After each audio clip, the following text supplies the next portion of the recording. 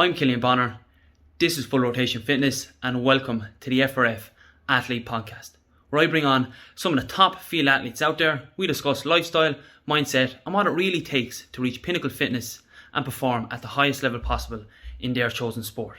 All brought to you in the most accessible and digestible way possible. You don't want to miss this. Joining us on the podcast today is Amy O'Donoghue, one of Ireland's most exciting track athletes. We discuss the physicality and mentality of the sport and why both must be included in order to prevail. Let's discuss. Amy, how are you? Thanks very much for joining us on the podcast. Hello, I'm good, thanks. How are you? And thank you so much for having me. Brilliant stuff. So Amy, I want to get straight down to it. I want to go through, I suppose, your childhood development and where you first found the love for obviously athletics that we joined. So obviously when you're that young age, you're going to be influenced by something, be it your family, peers. So what were you influenced by? What was something you just kind of grabbed hold of maybe at the age 8, 9, 10, moving into a teenager? So I suppose for me, I actually was an Irish dancer before I started running. And Irish dancing is a very high pressure environment, and you're training at a really high level from age 5 upwards. So I was surrounded a lot of the time by girls who were also very driven and very motivated. And I think I was able to transfer that into running just when I started running, because I was so used to being in this individual high pressure environment. Because not only is it quite physical, but you're standing at the side of the stage before you go on, and you're trying to remember all the steps in your head. So there's a lot going on at quite a young age. So I think that a big influence for me with running was the fact that I had already been surrounded by that kind of environment, and I had already been in an environment where we were all quite driven and motivated and used to high pressure situations. So when I did start running, I was used to performing, which I think athletics is performance as well. Yeah, and it's cool that you have related the two. And if you do think about, the Irish dancing format, it's a step-by-step rehearsal. You do not want to make a mistake. And I've no doubt that's the exact same when we're on the track. You want your start to be absolutely perfect. You have a certain breathing pattern that you must maintain throughout the race. So it's cool that you've related back the two. Was Irish dancing the first time you represented Ireland? Yeah, so I started Irish dancing at 5, and then by the time I was 8, I was going to Cork 3 times a week from Limerick for Irish dancing lessons. So it's fairly intense, and I would leave school early 3 days a week and go down to Cork. And the dancing school that I was with was brilliant. We had 2 world champions there, and so I would have gone to America for this. There's a few major championships like North Americans, and then I go to England, and then the Worlds and All Ireland. So yeah, that's kind of where I first would have been on an international stage, I would say. Okay, so obviously a lot of that was dominated throughout your primary school years.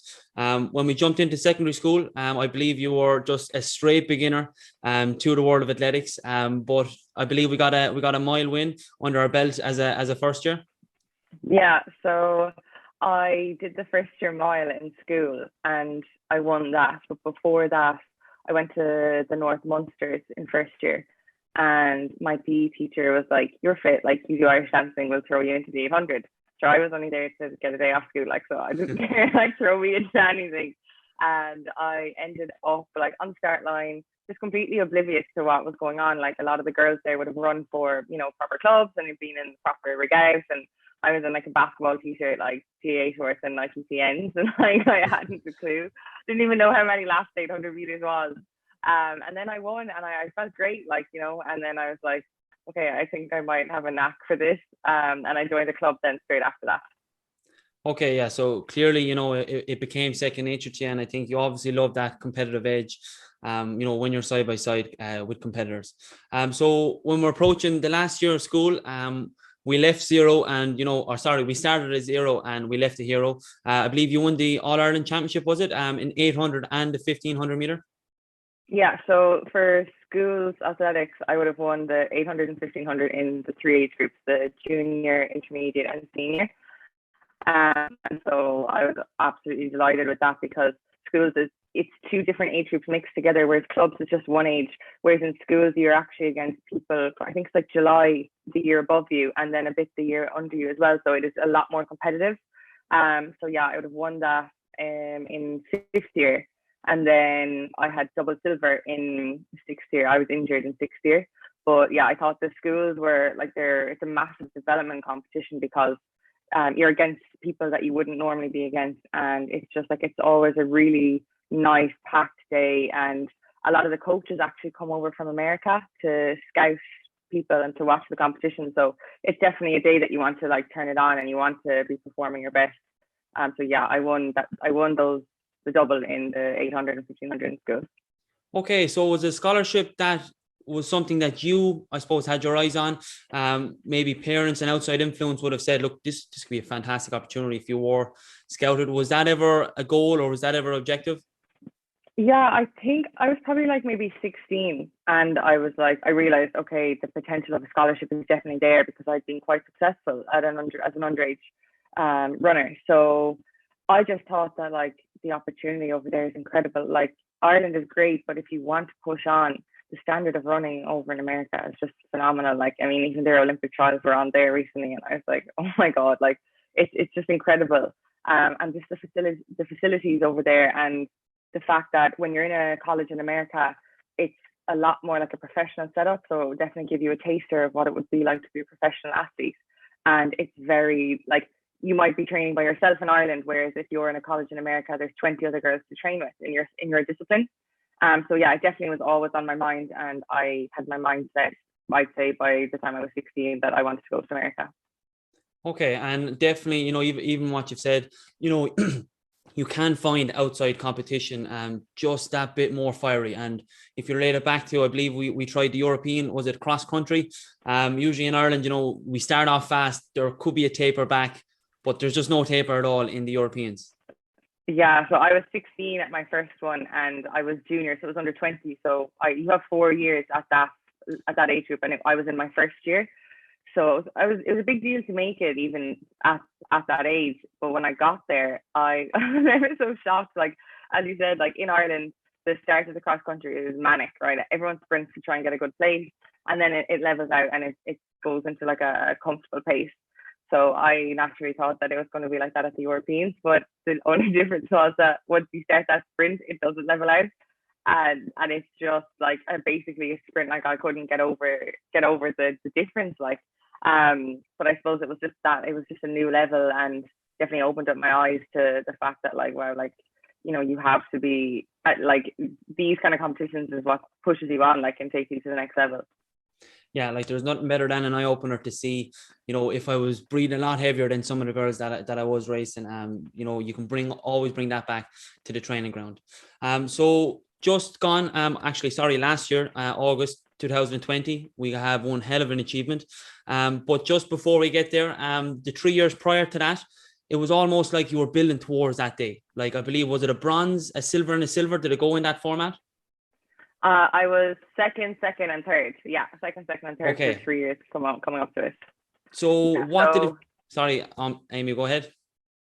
So yeah, it was definitely a weird one because even though I was really happy with the medals, I always wanted the gold. And then in 2019, I won the national indoors. So that was kind of like, okay, I have the indoor title, now I need the outdoor title. So I think that day in 2020, I had actually been injured coming into that season. I had Achilles problems in March. So there was a period in 2020 where I didn't even think I was going to race. And then I really got back quite quickly from that injury. But I think because I'd had that time off, I was definitely quite fresh by the time August came around, first of all. And second of all, I was so determined to win, even more so because I had just come off an injury. And I suppose it does make you a lot more appreciative when you've been injured, like, you know, and you'd love to be racing. So the fact that I got the chance to compete at nationals, I was like, you know what, like I'm going hell for leather today, and I'm digging deep and do or die, like I'm winning this race. Yeah, absolutely, go for it. And leading up to that year, did you feel like, you know, when we got the first silver, okay, look, I'm surely getting the goal. I just think if I really up my gear, like what does it feel like, you know, getting the same position next year, even though you probably put in more effort, more performance throughout that year to get that second silver. So how do you kind of reset the targets to say, okay, I've hit the same position for 2 years in a row, but I've added more effort? So is it just the next step? Is that what you keep telling yourself when we're going into the next season? Yeah, I definitely think a lot of it is mental. Like, I think it's about like having that mentality where it's like, okay, like I've been on this podium for how many years now, and I want that goal. And I really think that it's like getting the consistent training in, and it's also having the mentality where it's like, okay, like I just need to keep coming back, because you just never know when it's going to be your day. Like I always say to myself, like your day is coming. It could be the next race, it could be 10 races time, but like you just have to keep the faith and understand that like it will come someday, because I'm just such a firm believer that like all that hard work that you bank, like it doesn't just go anywhere. Like, you know, it's always going to come out in a performance sometime. Yeah, it always is. And, you know, it's how well you talk to yourself in between your own 2 years. That's how well you're going to perform. If we're always positive, we always know, look, I've done the unseen hours and I'm going to be confident towards race day. And Amy, you actually done a very interesting article. I believe it was a letter to your 16-year-old self. So where does the importance lie to, I know, like, you know, patience usually is not going to be there, you know, towards an eager teen. So I suppose, would you have appreciated maybe someone, it could be an older cousin, someone to kind of say, would you have listened to it, I suppose, at that time? It's cool, like, you know, writing it back and saying, you know, if I had this piece of advice, do you think, you know, you would have gathered it in, or do you think things just always kind of fall for a reason? I'm glad I got overworked at times. I think if I had just had plain sailing the whole way through and never had a setback and never had an injury, I probably wouldn't have been as open to listening to it.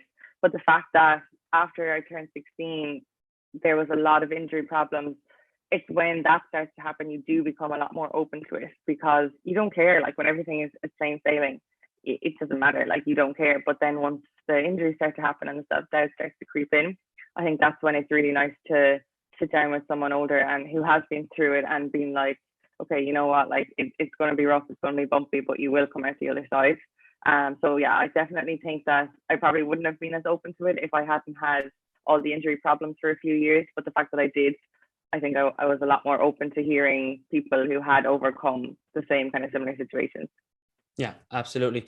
And I do believe you need to go through that pain barrier to just go through, you know, actually sitting on the sidelines, literally knowing that I should be racing today, I'm not. Because that is going to build you ultimately, and it's going to give you more hunger when we face the next event. So personal best 2021 over in Manchester. Was that something you were aiming for? What are you thinking going into a race event? First objective, let's maybe get a personal best, or are we more or less looking for a position? Do you eye yourself up against competitors?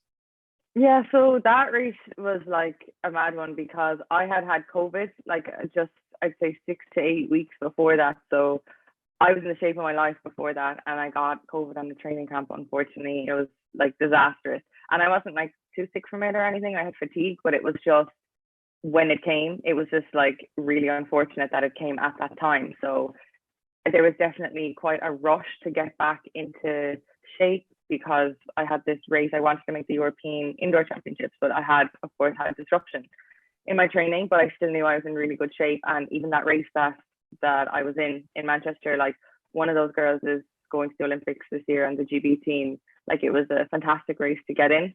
And I think for me, it was more like you have an opportunity to be racing the top girls in the UK here. Like you have to make the most of it. And I had actually done a time trial the week before in training, which I think, to be honest, made the world of difference because it gave me the confidence to know that I had run fast. So I knew I was able for it. So my plan was just to hang on to those girls for as long as I could. And I knew because I had done the time trial, I knew, okay, this time that you need to run is in you.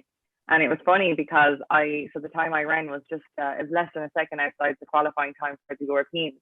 But any other year it would have been inside it. They just made it harder this year. So it was like such a weird feeling because I was delighted to have run a PB, but I also felt like I couldn't enjoy it because I was so close to the qualifying time for the Europeans. So it was definitely a really weird one because I was so happy, but I feel like it was completely clouded by the fact that I had just missed out on the qualifying time. So it's definitely mixed emotions, but it gave me a lot of confidence to know that in my season opener, I could run a big PB. Yeah, and like just to clarify, we're talking less than a second, that we missed out by, and and in that process we knocked 4 seconds off your PB. So Amy, you also got picked for the mixed relay team. How was your attitude going towards that? Because you knew on race day I'm going to see some of the top competitors, like you said, and even in the race previous, someone who's going to be representing GB in the Olympics. So what makes you say, you know what, I belong here? This is for me. How do you get that sense of an attitude, or is it there? Yeah, I think for the mixed relay, I knew going into that race as well, I was in really good shape. And so there's 2 girls and 2 boys in that team, and myself and Nadia, like, we were both really, really motivated, and we both knew, like, okay, we can beat these girls. Like, we're not just here anymore to like make up the numbers. Like, I think we were both really positive and motivated going into it, and like, let's put on our best performance. And we did. Like, I think Nadia had us off to a brilliant start, and then I gained the place.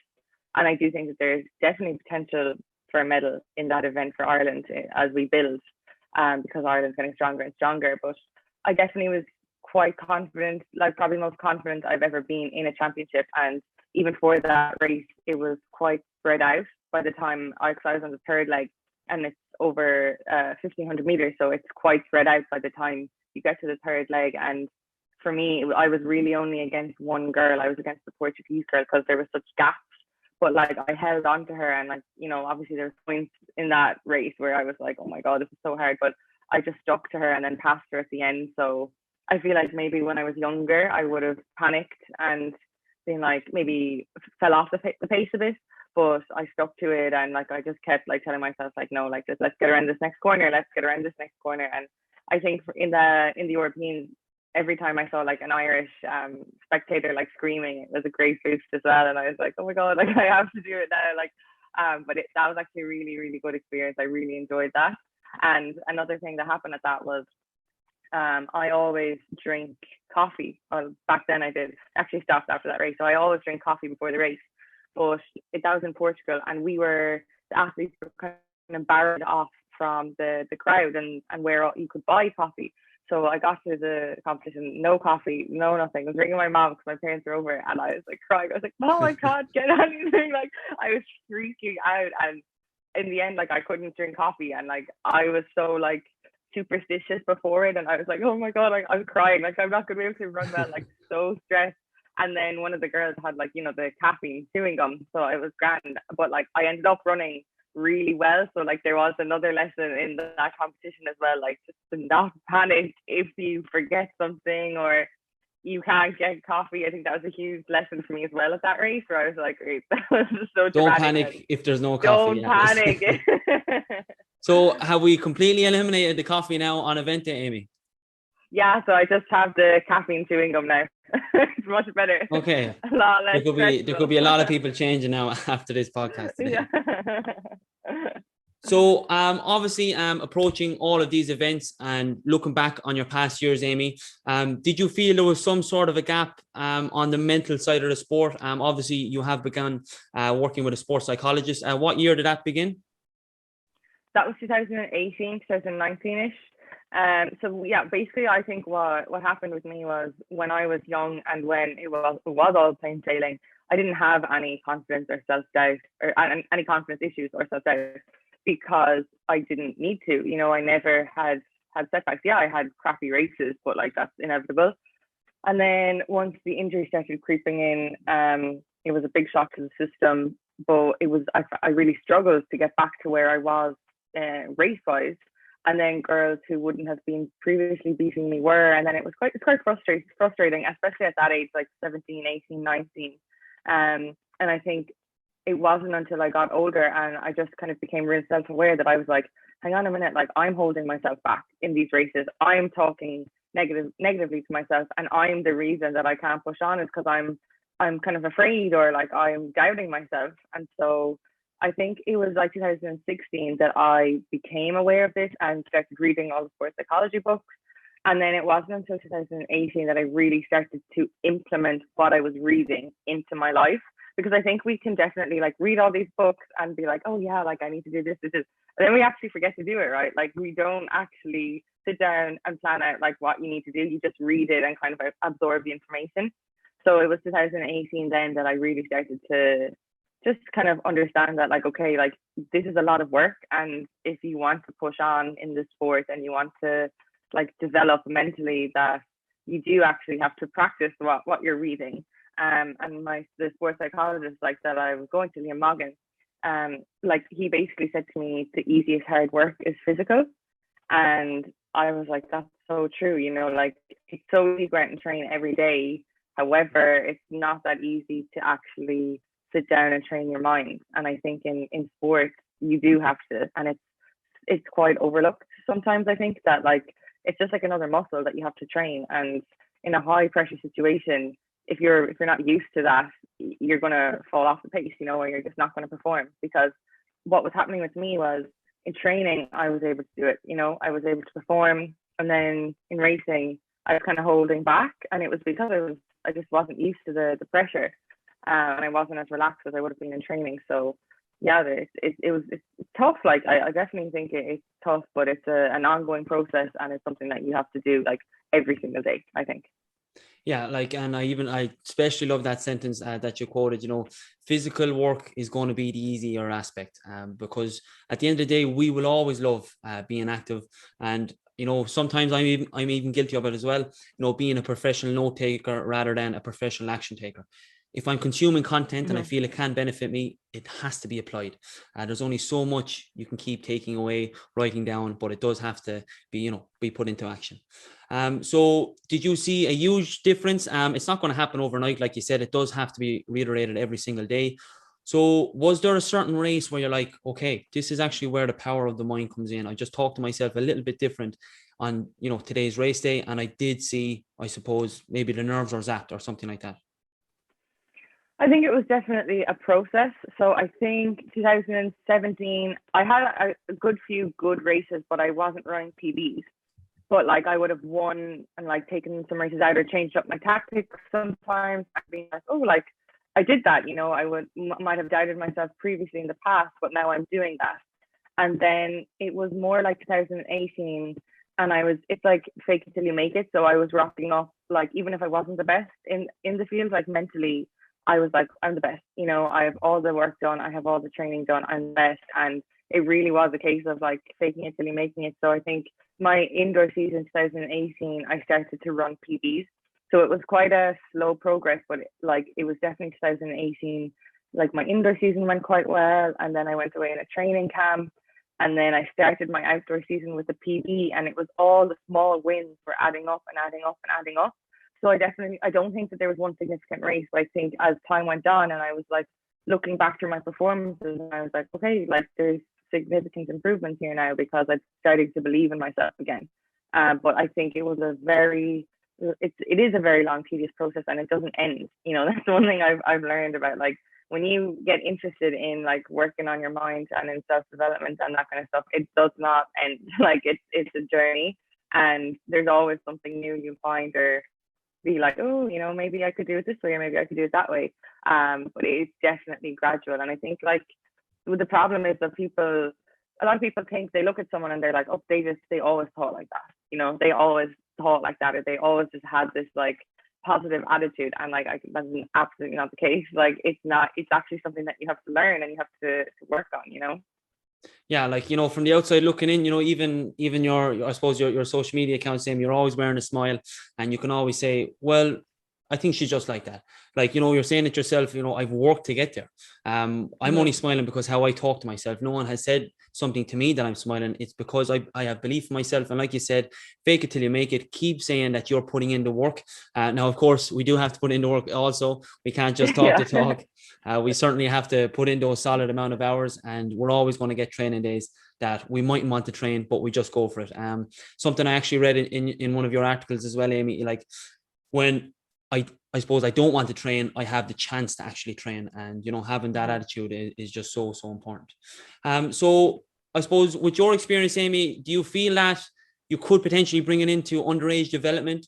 What would be an age, you know, someone might maybe kind of listen up to this? It would be, you know, hard to bring in, but I definitely do see an avenue that it must be brought in. Yeah, I definitely, even what you're saying there about it's really about like changing perspective. And I think with younger people, it's really about simplifying it, because they're just not interested in, like changing your mind and changing this and changing that. So I think it's very much like even modeling it and like being like, well, when I was your age, I would have done this differently, or I would have done that differently. But I think maybe from 16, I think it probably would be a good age where you're starting to mature. And I think that's the age where people start to take like a certain sport seriously. And I think like for the younger people, it would be more so like writing 3 things that made you smile that day. And it's just that easing them into like being more grateful, because I think that I definitely saw a huge shift when I started to become more grateful for things in 2018. And then it just like spread out through all my life, that kind of positive mindset. Whereas I think if you set a young person down and was like, okay, like let's try and be more grateful, they'd be like, what are you talking about? That's so uncool. Whereas if you just did it like, okay, like let's just write down 3 things that we enjoyed today or something, that they'd actually be doing it without even realizing they were doing it.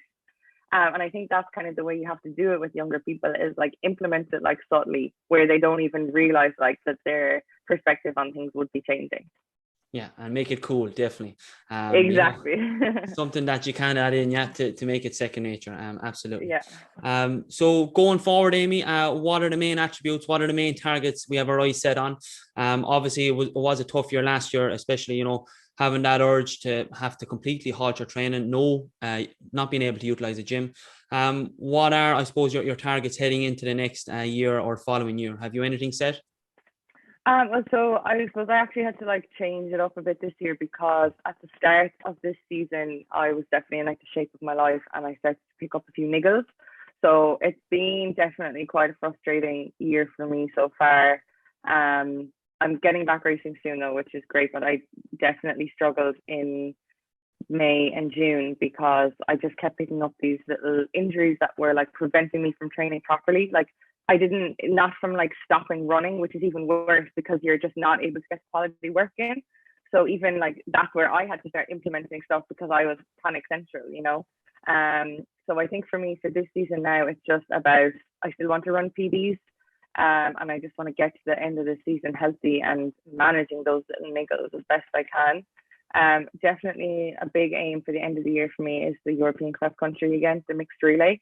It's supposed to be held in Dublin in December, so I'm really hoping that goes ahead. But I just really want to run fast times, because it would help me get into better races next year. So I mean, it would just be to kind of get a hold of these niggles and kind of stop them from coming back, and prevent them from disrupting my training, running fast times and making that Irish team for the European cross country championship in Brilliant. December.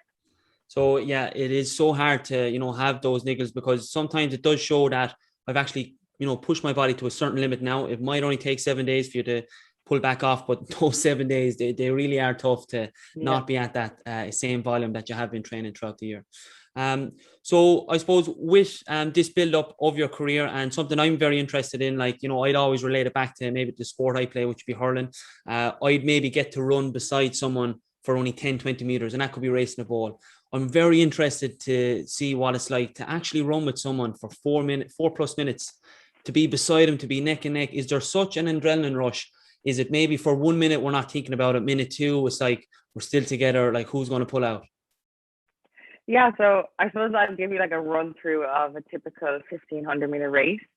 So the first lap is definitely all about like positioning and getting into the position that you need to be in. And in a 1500, there's a lot of panic in the first lap. People are panicking, trying to get into the place that they want to get in. There's elbows going everywhere. And I think it's really about like just holding your own. Like if you get into a position in the first lap and you're happy, you want to stay there. You want to stick to that position. Whereas there's a lot of people moving forward, moving back, people moving up the field, people falling back the field. So I would say the first lap is just really about kind of like getting into that position and maintaining it. So for the first lap in the 1500, you're really just focusing on yourself and getting into that position.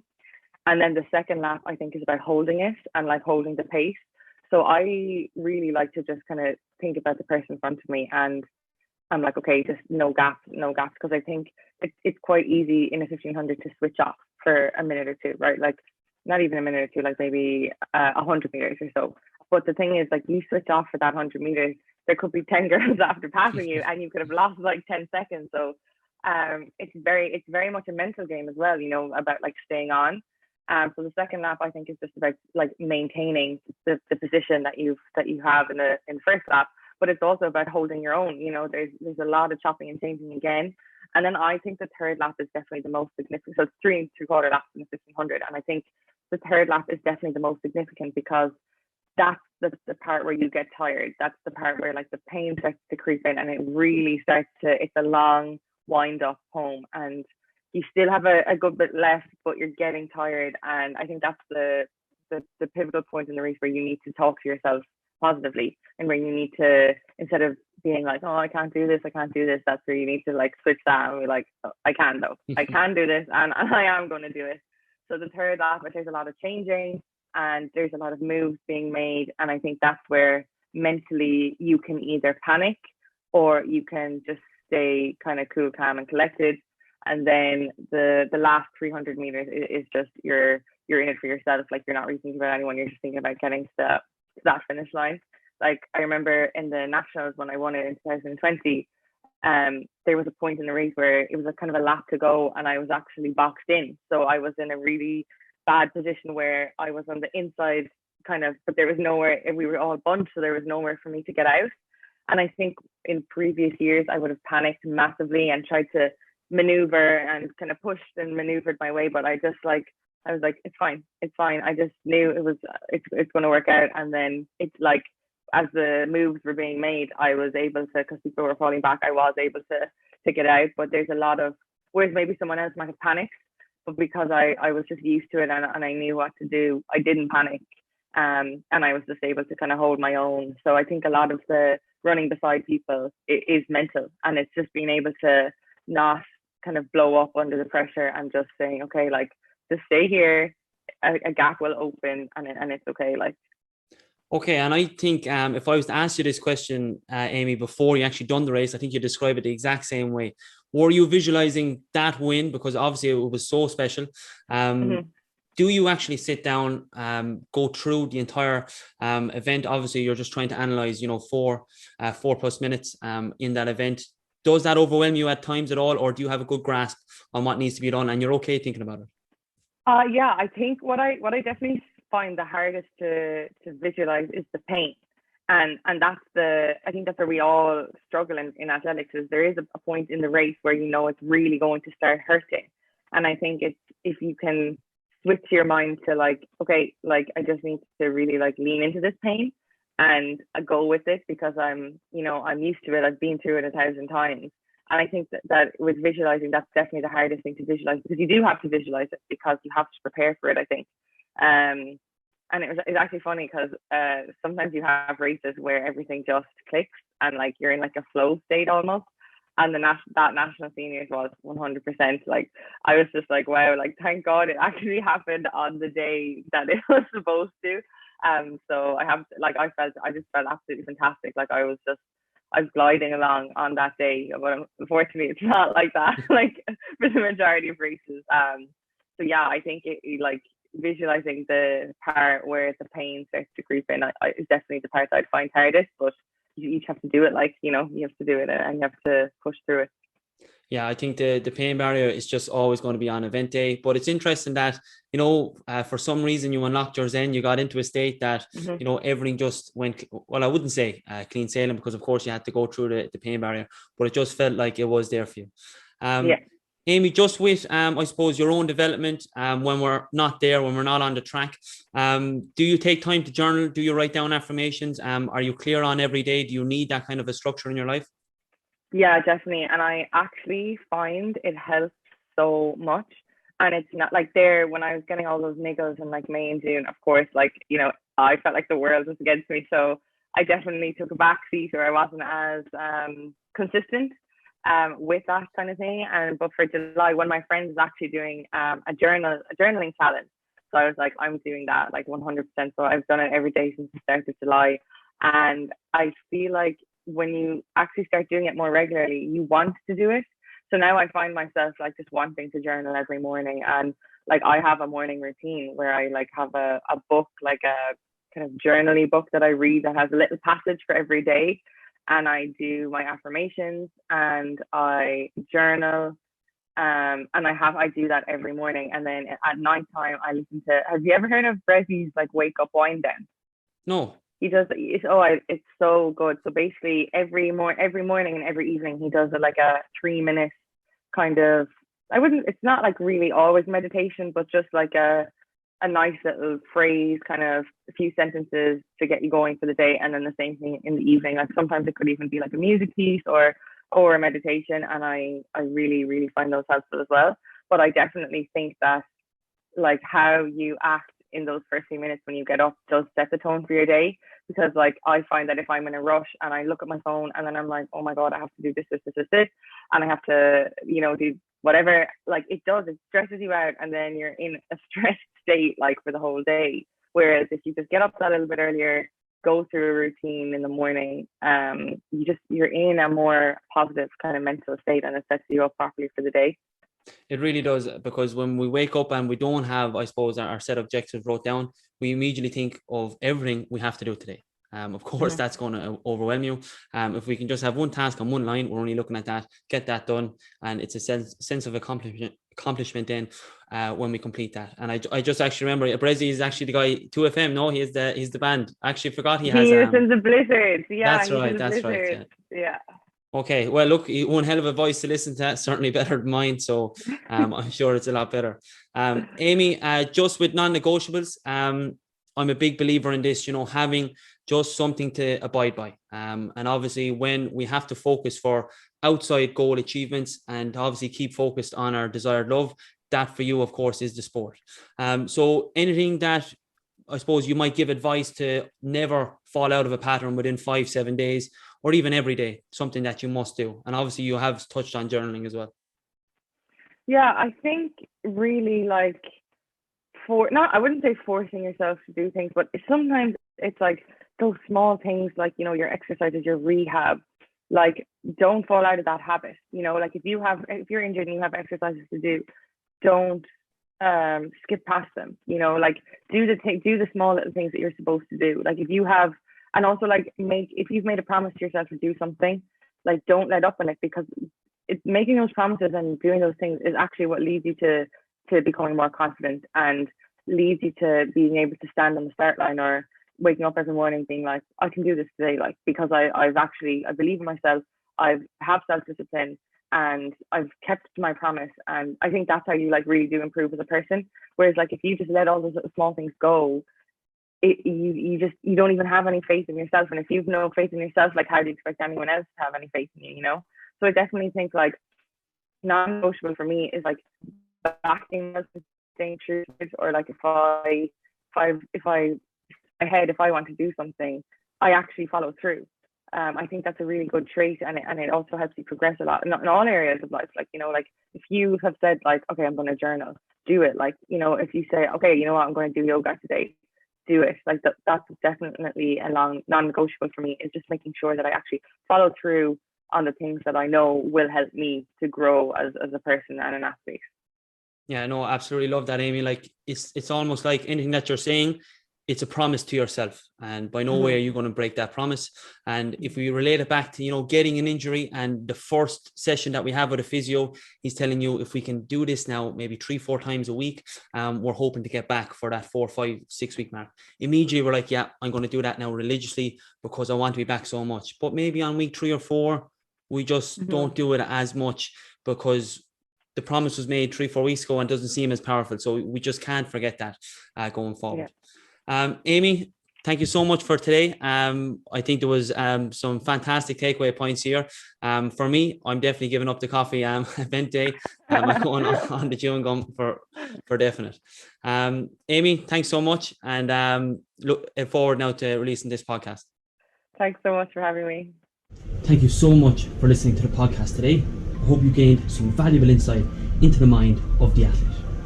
Keep up to date by following us on social media at Full Rotation Fitness. But if you want to take your own personal development to the next level, receive the best possible structure and guidance that you need, then you must join a community of athletes. The transforming their lives every single day. Do not hesitate to get in contact. Your time is now. The FRF Athlete Hub is a growing culture of aspiring athletes all working towards the one goal, to become the best version of ourselves both on and off the pitch. With monthly challenges, weekly lessons, exclusive athlete gear, and library of information from workouts to nutrition. Don't forget the mindset. The FRF Athlete Hub is the mecca for all our explosive athletes. If you have the drive and the determination to maximise your performance, then join hundreds of past, present and future athletes. The FRF community is where you will reach your potential. Just head over to our Instagram page and drop us a message. We'll see you very, very soon.